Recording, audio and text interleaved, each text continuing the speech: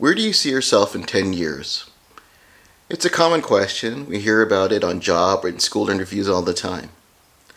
But imagine you just graduated from residency and you responded with this answer: I see myself retired by 40. Well, that's exactly what this doctor did. This pediatrician, admittedly introverted, had a goal in mind. She started up her own clinic and she's well on her way of getting to that goal. Her name is Dr. Nneka Unachukwu, better known as Dr. Una, and you'll get more about her and her inspiring story on this episode of Bootstrap MD.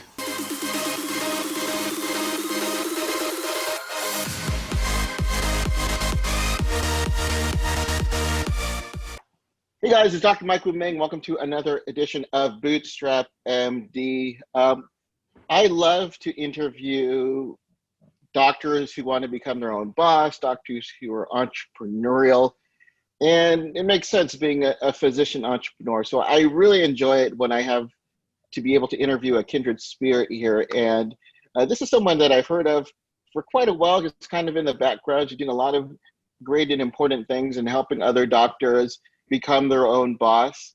And she is a pediatrician by trade, but she doesn't work full-time. She actually just works one day out of a week. So I wanted to know more exactly what she's been doing to be able to afford that and be able to have the life that that you'll soon find out that she's always dreamed of, I believe. So before we begin, I'd like to introduce Dr. Nneka Unachukwu. Did I say it? I'll give you a B plus. That was great. B plus. Correct me, please. Oh, it's Unachukwu. And Unachukwu. yeah, you did great. Okay, but they know you if you've been on the online, if you've been on social media, you may know her as Dr. Una. She's the founder of EntreMD. We're going to talk more about that. But Dr. Una, once again, thank you for coming on to the call today. Thank you so much for having me. I've been following you. I've been a fan for many, many years. So this is so cool to be on your podcast. Well, I appreciate it. So just like in the comic books, I'm kind of a comic book nerd. I love to hear about origin stories. You know, how did Peter Parker become Spider-Man? Bruce Wayne become Batman? So how did Dr. Una become, I guess, EntreMD? How did that transition start? Well, so I started off, when I was done with my pediatric training, I did what, most doctors would do. I got a job, and, it was my first job, attending job, amazing. And I worked for a doctor who was a neonatologist. So he owned the practice, but he didn't work in the practice because of conflict of interest and all of that. So technically I was a solo practitioner. That was my first job, which was in the beginning very, very nerve-wracking, but I got used to it. And towards the end of my contract, my boss is like, here's a 5-year contract. And to put it in perspective, I just finished a 3-year residency. I'd been married for 3 years. I was like, 5 years is very long to do anything. I'm not doing a 5-year contract. And, and I needed to move anyway, so I wasn't going to stay. And I was like, I would love to stay. I've really enjoyed it here, but I have to move. And he's like, okay, so if you're going to move, just start your own practice. I'm like, nobody starts their practice a year out of residency. Like, that's not how this works. And at the time I was pregnant, and I'm about to have a baby. He's like, listen, everything you're going to do for your practice, you're practically doing here for me. And if you have questions, I will answer them. And I'm like, but I'm going to have a baby. He's like, yes, in the beginning you have no patience and you have a baby. And then the baby gets older, you have more patience and you have more time for your patients. So go start a practice. And I was like, okay. And this is where I say ignorance is bliss, because a number of other things happened. I ignorantly was like, oh my God, I'm just going to go start a practice. And I started a practice. And then I found out that I had enrolled in the School of Hard Knocks because I didn't know anything about entrepreneurship. And I was a very shy, very introverted introvert.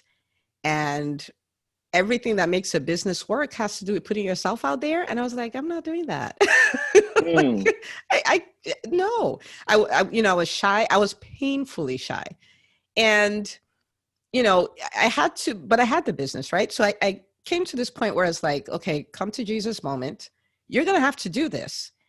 And I started delving into personal development and learning about, marketing kind of, and learning about sales. And I came to this point where I was like, you know what? This is a learnable skill. Brian Tracy always said that all business skills are learnable skills. I'm like, selling is a business skill that's learnable. Marketing is learnable. I'm going to learn this. And I embraced my role as an entrepreneur, and I learned it. And I got the practice to work, and I got it to be profitable. And I hired other people to work with me so I can be a true CEO, not doing all the work in the practice. And so we build it up. It's a 7-figure practice. I'm enjoying it, right? And I have this moment where I'm like, wait a minute, but there are many Dr. Unas out there who have started practices or started businesses. They could be not practices, and they're struggling, and they think it's because something's wrong with them. Because I thought other people are better than me. That's why they're building better businesses. And they're not better than you. They just know something you don't know. And that was the beginning of EntreMD. And I was like, I'm going to help all the Dr. Unas out there who are afraid of putting themselves out there, that think they're not good at business. They can't do business well. And this is going to be a platform that's going to help them just do that. So that was almost 2 years ago. And that's how EntreMD was born. I love it. I want to go back to those hard times. So you had, I guess would be kind of a mentor of yours, or he just gave you the go ahead to start the practice. How long had you been struggling in that practice? How long did that take before you finally saw profitability? Well, actually, we kept our overhead pretty low. And so It was just you at the time, or it was just me. Did you have an MA or a nurse or? So this is how bad it was, right? I was so scared of the money piece of it. Like, what if I don't make it work? How am I going to afford to pay somebody else and all that? In the beginning, I did everything myself. I answered the phone. I had an alter ego called Ella. Thank you so much for calling Ivy League Pediatrics. This is Ella. How can I help you? Right? And it's so funny. I even had somebody call, and so I give them the whole Ella speech, and they're like, does the doctor, my name, loss of consonants, right? Does the doctor have a thick accent? Like, would I be able to understand her? And I'm like, no, I think you'll be just fine, So I answered the phone. I did my billing. I did all of that in the very beginning because I had no patience. No big fund anywhere. I mean, like, I was a year out of residency. And so I started with that. So even hiring my first MA was a big deal. Like, wow, now I have to cough out all this money and pay the person. So within 6 months, I think that's what it was. We're at least paying our bills, right? Like, there was no profit, but it was paying its own bills. Did you have to get loans to get started, or what was the? So I applied initially, and I wasn't asking for a whole lot. I think I was asking for 50 grand or something. I knew nothing. Which is nothing. Which is nothing. And I practice, knew, right? Yeah, I knew nothing, right? And they're like, no, we don't do loans like that. If you want 250,000. And I was like, 250,000? That's like a whole other medical degree. Like, what? And so I didn't do that. We literally bootstrapped, like, literally. Started with Practice Fusion, which was a free EHR at the time. We had a little office with 3 exam rooms, which is all you need for one provider, and stuff like. So we literally started little and then grew from there. We bootstrapped. Now, did you get the? I know you said it was about 6 months, but was there ever a time? I'm sure you got like notices in the mail. Hey, we're looking for a pediatrician in this beautiful place. Starting at this amount and this. Did you ever get like drawn in, or were you like, I'm just going to start it and see what happens? Well, do I have the story for you? So before we made the decision to start the practice, I had interviewed at Emory. Okay. This was my dream job, that you work in the urgent care, do shift work, it'd just be amazing. And I interviewed there in November. Okay. And in December, I was like, hey, so what's up? And they're like, oh, we're still interviewing other candidates. I'm like, after interviewing me, okay, fine. And then I reached out again in February, And the person was like, what? I don't think that's still open. I think we already hired somebody. I'm like, whatever. We signed the lease for the office Mm. on March the 30th. Okay. April 1st, Emory calls me. Oh my And they're goodness. like, we have a job for you. And when I interviewed, they were like, we'll start you out PRN, right? So they're like, I still remember where I was. I was like, oh, do you want the job? I'm like, so what is it? PRN, part-time? We'll give you whatever you want. Part-time, PRN, full-time, whatever, full benefits, the whole 9 yards, the day after I signed the Wow. lease. Oh And I man. literally looked up. I was like, God, you're funny. Because, if this came yesterday, I would have probably been like, forget the lease. Wow. Wow. Well, you probably she's probably telling you something different there. So, Yeah. wow, Yeah. that must have been a little bit tough to say no, but you already did sign the lease, right? So, Well, actually, I did say yes but to PRN, right? Because I didn't have any patients, so I'll do some 4 as p.m. to needed. 12 a.m. shifts, kind of, stuff like that. So I did take it, Oh, okay. but I would have taken it full time. You know what I mean? Like I would Gotcha. have just and forget that. But But yeah, it probably helped you, at least in terms of opening up a practice, because you at least have something to fall back on, right? If yeah, needed, which is yeah, and often, yeah, because I had stuff to pay the bills and all that stuff, so I wasn't under financial pressure while we right. built the practice. So it was great. Now, when you were opening up your own practice, did you have colleagues who either dissuaded you not to do it or maybe encouraged you? I don't know. In my case, I had a lot of people who told me I shouldn't open a practice. What was it for you? A lot of people said don't do it. Like practices aren't working anymore. The big hospitals have bought them up. You don't know enough. And I think I learned early on that if you're going to do things, you talk to people who are doing those kind of things, right? So I didn't talk a lot about my, building a practice with people I knew would be naysayers. I Hmm. just didn't have those conversations because they're going to discourage you. And when something is in its infancy stage, you need all the encouragement you can get, not discouragement. So people did, but I didn't. I kind of kept it from them. I'm like, my principle is don't give people information they don't need. And as far as I was concerned, that's just information they didn't need. Now, you mentioned that personal development was a big factor for your success. When did you start delving into that, and who were the kind of, I guess, gurus that you kind of followed? So in the beginning, it was the likes of Brian Tracy, Hmm. Rich Dad Poor Dad. And Rich Dad Poor Dad, you're like, that's a real estate book. But it talks a lot about the concept of owning a business versus owning a job. And I think that's one of the reasons why I built my practice the way I built it, where from the beginning, my goal was to build a business that would work without me. My target was by the time I'm 40, I want to retire. Retire Mm, meaning I see patients because I want to, not because my practice will fall apart if I'm not there, right? right. So I go on Mondays, but practice is fully functional and it's fine. I did a lot of Brian Tracy because he talks a lot about vision, goal setting, giving up procrastination, time management, which are all huge if you're going to run a business, especially because you don't have a boss anymore. You have to be effective based on your decisions, not because you have timelines and deadlines and all of that kind of stuff. But when I was getting ready to start EntreMD, it was a whole new level because at this point, I wasn't speaking. I would not show up on a podcast like this ever, like never. And I had to, that's when I found the wonderful world of coaching. And because I needed, for me to go into phase 2 of my career, which is helping doctors build profitable businesses, I had to reinvent myself. I had to become a different version of myself. It's still me, but a different Hmm. version.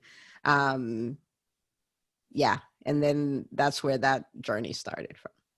Yeah, yeah. I like the same people you like. Yeah, I guess Rich Dad Poor Dad is he made his money in real estate, but I think his cash flow quadrant book was the one for me, at least, that transformed me where, like you said, I built a business so I don't really have to work in the business. I mean, and that's actually a difficult concept for doctors to understand. Yeah. Because as you know, there are a lot of solo doctors. Well, there was a lot, but it's dwindling. But those who are still in existence, they like for the concierge medicine, for just give an example, yeah, let's say they have less reliance on insurance, but then they're reliant on being on a cell phone 24 hours a day. Yeah. And I have a joke in my practice when they ask for me that they just want to see the doctor. That's a bad sign. Because I have nurse practitioners who work in my place, and I'm sure you've got something similar. But if they're just asking for me and they just want to see me, I actually don't like that. Yeah. And actually that's the same thing I did in my practice, where we go look at the reviews and they're like, Dr. Una is amazing, Dr. Una. And I'm showing my staff and they're like, that's amazing. I'm like, no, that's awful. I want to read reviews about you. I want to read, Right. like, I don't want it to be about me. Right. You know what I mean? Because I can't be the face of the business, the everything of the business, and everybody only wants to see me. That's not a business. That's a job. And the E-Myth physician will say you work for a lunatic yourself, And when it comes time to actually even selling the business, which is what we all aspire to do, you're not going to be there, but sometimes when they try to sell practices, the hospitals say, well, you're selling practice, but we'll give you $1 million, but you need to work with us for the next 10 years. Yeah. Yeah. Which I'm not willing to do any of that. So when did EntreMD, when did that start for you? When did you get the idea for that? So that was you asked, so that was in 2018. So it started off like, I've always wanted, it sounds cliche, but I've always wanted to help people become the best version of themselves. I believe everybody has greatness on the inside of them. I'm like, people are amazing. They just don't know it. And so I started off helping entrepreneurs. So this will be great for everybody listening who is like, I'm afraid of niching down. Okay. This will be so helpful. So I started off helping entrepreneurs. So I did a first conference, and in that conference, physicians were there and non-physicians were there. And I'm talking about all these concepts, and the physicians there were going like, well, this doesn't apply to me. This is just for regular entrepreneurs. And the regular entrepreneurs were like, clearly she's not talking to me because she's a doctor. So her situation is different. She doesn't understand where I'm coming from. And when I noticed that after that conference, I made a decision. I was like, you're going to have to pick one, because you're talking to everybody, nobody's listening. You have to pick one person to talk to. And then I was like, well, the people I feel most passionate about, the people I feel have a disadvantage are the doctors. We are smart. We have an incredible work ethic. We have access to capital. We know how to do difficult things. We know how to chase down one dream for a decade to see it come to pass, but we're handicapped because we don't have business skills. We cannot translate all of that to a career we like and a financial situation that we like. So I was like, so doctors it is. And that's when EntreMD was born, which stands for Entrepreneurial MD. And so I started doing some one-on-one coaching and got phenomenal results. And on a whim, did a one-day event last year, EntreMD Live. And it was amazing. We had, 47 doctors from 8 states and, live stream from 4 countries, something like that. It was really good. And then launched the podcast and did a second event, had 321 doctors. It was just, oh, wow. It was just great. And so there was no definite roadmap. I took the next step in front of me, and I took the next step in front of me, and here we are. What are some of the obstacles that you see as a coach with physicians? I've done some of that as well, and I know what kind of my bias is, but I'm curious as to what you've seen, at least in terms of obstacles that you've had to help them overcome. Well, so one of the big obstacles is the marketing and selling piece, right? I don't want to Mm, put myself out there because it's not professional. It's sleazy. It's like what a used car salesman would do. And so because we love to help, we will create products, we will create services, but then nobody's using them mm, because we're the world's best kept secret. I'm like, you have to spend 50% of your time creating this amazing service, but you also have to spend this other 50% telling people about it so they can use it. So the thing about wrapping our minds around marketing and selling can be sleazy if it's done in a sleazy way. And it can be professional if it's done in a professional way. It's a paradigm shift that we have to make, but it's a big, big, big obstacle. And of course, the money conversation.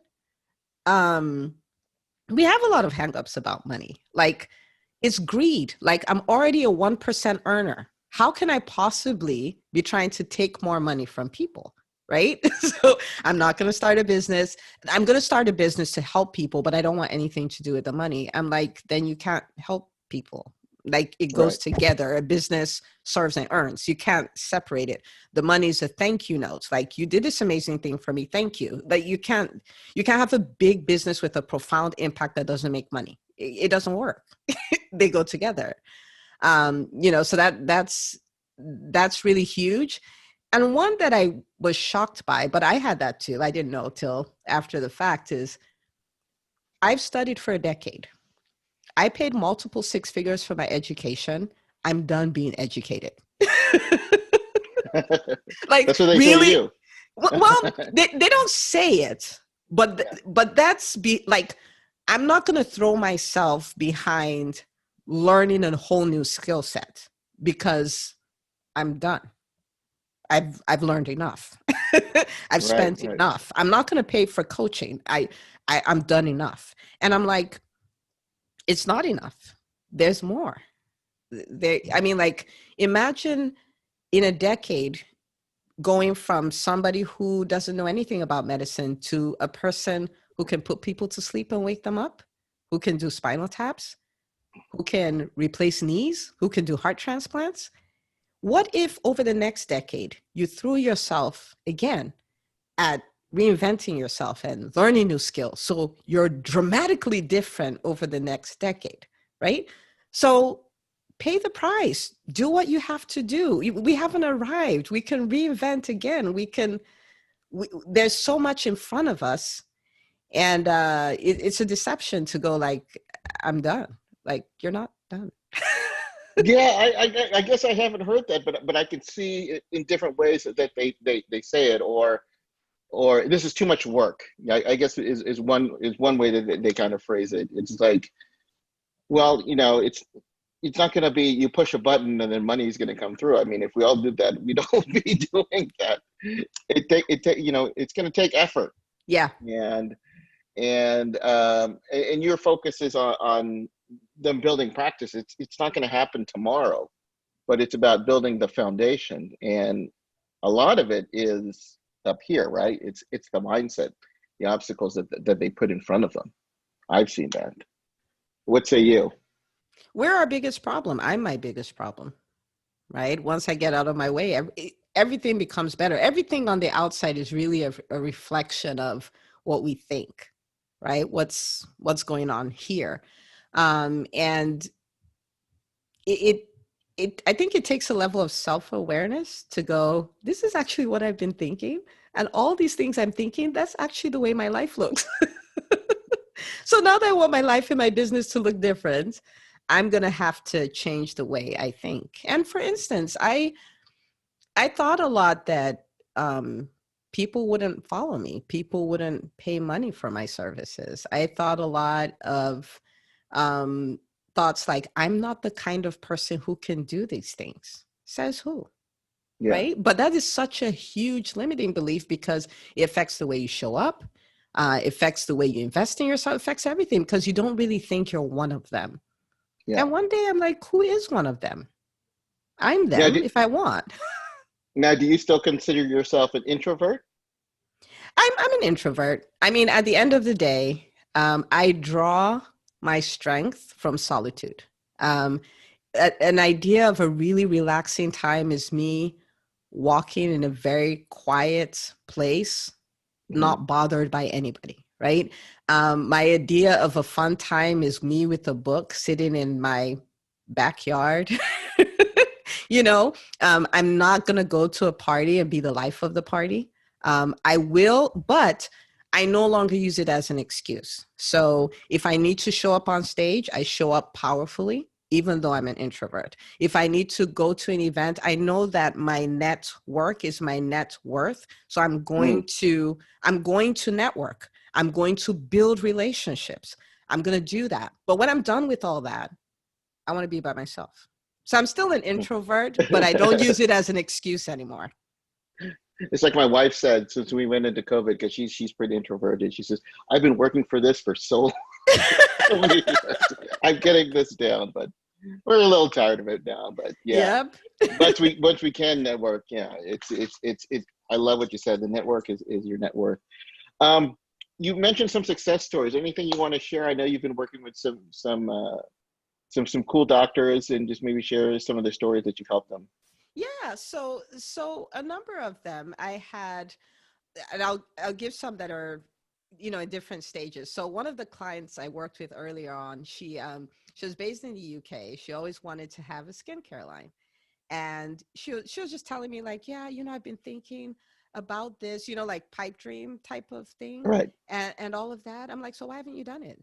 She's like, I can't do that. I'm like, of course you can do. Like, you're a doctor. You can do that. And so we started working together. And within her birthday was, I want to say 8 months away, and she was going to turn 40. I was like, how cool would it be that you launched this on your birthday? And we worked together, and she founded a company, Dr. Yinka Skin is what she called it.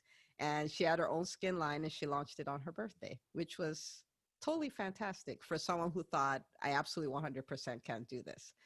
Um, I had another doc who had been working in the weight loss space, and um, she was working in this is more like a coaching direct pay type of setup, Hmm.